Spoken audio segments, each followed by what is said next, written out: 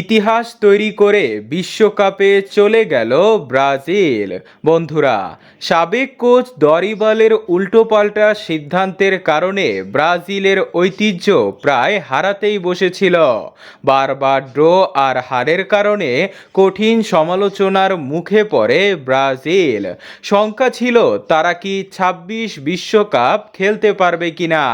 তবে এরপরই আশার আলো হয়ে আসলেন Italian coach Don Carlo Ancelotti. পরিবর্তনের হাওয়া লাগলো ব্রাজিল দলে।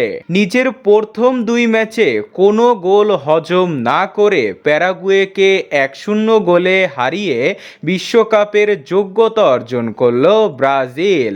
এছাড়াও তিনি ব্রাজিলে পা দেওয়ার পর সমস্ত অভিজ্ঞ ও পুরানো তারকাদের দলে ফিরিয়েছেন, যারা এতদিন দরিবালের অধীনে দলের বাহিরে ছিল। কথায় আছে, পুরানো চালে ভাতে বাড়ে। ব্রাজিলের অভিজ্ঞ ও পুরানো তারকারাই ২৬ বিশ্বকাপে যেতে সাহায্য করে। শুধু বিশ্বকাপ নিশ্চিত নয়, ব্রাজিলই এমন দল যারা বিশ্বকাপে একবারও বাদ পড়েনি। এছাড়াও শিরোপা জয়ের রেকর্ড তো আছেই। এ নিয়েই এবার মুখ খুলেছেন ব্রাজিলের কিংবদন্তি রোনালদো নাজারিও। তিনি বলেন, ব্রাজিলের পরিবর্তনে হাওয়া লেগেছে। এক দল ব্রাজিলকে ধ্বংস করতে চেয়েছিল, তবে ব্রাজিল এবার দুর্নীতিমুক্ত হয়েছে।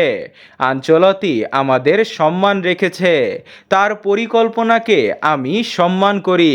তার অধীনেই ব্রাজিলের তারকারা এক হয়েছে। আমার বিশ্বাস তার হাত ধরেই ব্রাজিল ২৬ বিশ্বকাপ জিতবে।